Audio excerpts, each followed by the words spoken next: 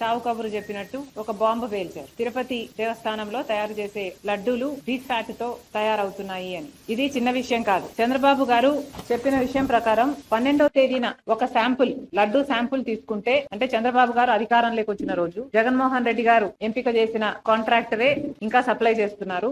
ఆ రోజున తీసుకున్న శాంపుల్ లో లడ్డూలు తయారు చేస్తున్న ఈ ఫ్యాట్ లో soybean, sunflower, olive, rape seed వీటితో పాటు బీఫ్ టాలో, ఫిష్ ఆయిల్ కూడా ఉన్నాయి అని. ఇంత పెద్ద విషయం కోట్ల మంది ప్రజలకు, వాళ్ళ భక్తికి, వాళ్ళ మనోభావాలకు సంబంధించిన విషయం, ఎంతో మంది సెంటిమెంట్స్, ఇమోషన్స్ కు ముడిపడిన విషయం. ఈ ప్రసాదం నిజంగానే కళ్ళకద్దుకొని తీసుకునే వాళ్ళు కోట్ల మంది ప్రజలు.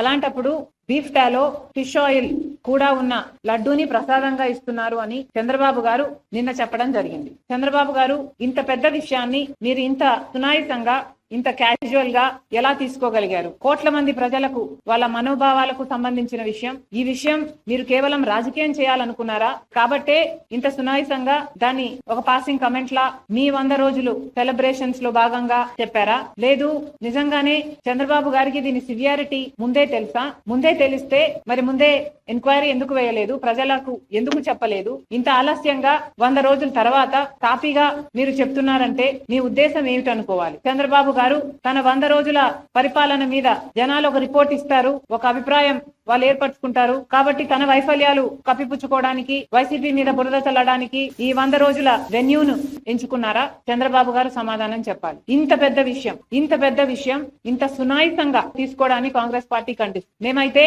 దీన్ని చాలా సీరియస్ గా తీసుకున్నాం. కాబట్టి మినిస్టర్ ఆఫ్ హోమ్ అఫైర్స్ కూడా ఒక లెటర్ రాశాం. సిబిఐ ఎంక్వైరీ జరగాలి.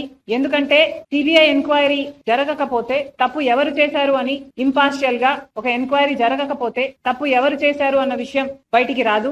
ఇది కేవలం రాజకీయం కోసం వాడుకుంటున్నారా, లేక తప్పు నిజంగానే జరిగిందా? ఒకవేళ తప్పు నిజంగానే జరిగింటే తప్పు చేసిన వాళ్ళను శిక్షించాల్సిన అవసరం ఉంది. ఎందుకంటే వాళ్ళ మీద యాక్షన్ తీసుకోకపోతే మిగతా వాళ్ళు కూడా ఫైనాన్షియల్ బెనిఫిట్ కోసం ఇదే తప్పు చేసే ప్రమాదం ఉంది.